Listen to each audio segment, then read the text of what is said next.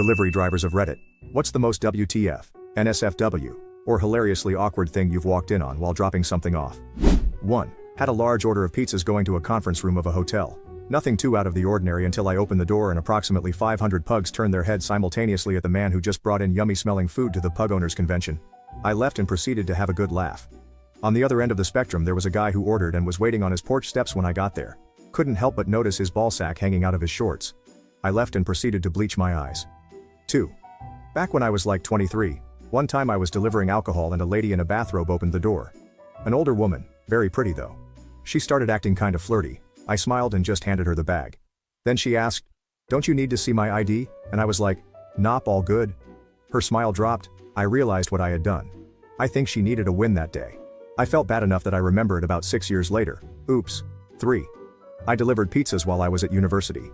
On my very first night working the job I got a delivery to a place pretty close to the pizza shop, walking distance, and was really trying to work out why. I knocked on the door with the pizza and a completely naked man answered. He couldn't cover himself up fast enough and was extremely embarrassed.